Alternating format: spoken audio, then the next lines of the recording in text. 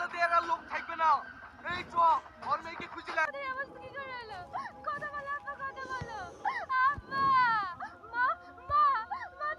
Hello বন্ধুরা, পল্লিগ্রাম TV official YouTube চ্যানেলের আরো একটি জনপ্রিয় ভাইরাল নাটক হলো নাগিন। এই নাটকের 1 নাম্বার পর্বটি আপলোড করা হয়ে গেছে। এখন 2 নাম্বার পর্বটি কবে আসবে, আপনি কি করলে সবার আগে দেখে নিতে পারবেন জানিয়ে দিব একটু পরে। অবশ্যই ভিডিওটা কন্টিনিউ করতে থাকেন। আপনারা নাগিন নাটকের প্রথম পর্বে দেখতে পাচ্ছেন কাল নাগ কিন্তু নাগরাজা ও নাগরানীকে মেরে ফেলেন সেই রাজ্যের রাজা হওয়ার জন্য।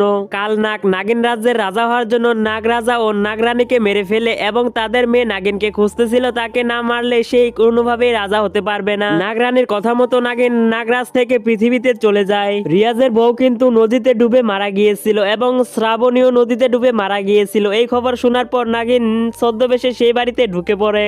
রিয়াজের মা ও রিয়াজের বাবা ও রিয়াজ সহ তো শ্রাবণীকে পেয়ে অনেক খুশি হয়ে যায়। তাদের শ্রাবণী আবার ফিরে আসছিল। নাগিন কিন্তু রিয়াজের বউ শ্রাবণীর রূপে রিয়াজদের বাড়িতে অনেকদিন থেকেই থাকতে লাগলো এবং রিয়াজের মা বেশ কিছুদিন থেকে শ্রাবণীর উপর সন্দেহ করতেছিল। রিয়াজের মা বেশ কিছুদিন থেকে শ্রাবণীকে সাপের রূপে দেখে ফেলেছে।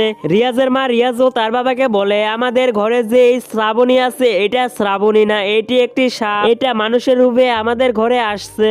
রিয়াজের মায়ের কথা রিয়াজ ও তার বাবা কোনোভাবেই বিশ্বাস করে না। এরপরে রিয়াজের মা একদিন সাপুরিয়াকে তাদের বাসায় ডেকে নিয়ে আসে। সাপুরিয়া কিন্তু রিয়াজদের বাড়িতে আসার সাথে সাথে বুঝে ফেলে এই বাড়িতে একটি বড় ধরনের নাগিন রয়েছে, তাকে ধরতে পারলে সে বড় লোক হয়ে যাবে। এরপরে সাপুরিয়া কিন্তু বিন বাজিয়ে নাগিনকে একটি বয়মের ভিতরে বন্দি করে ফেলে।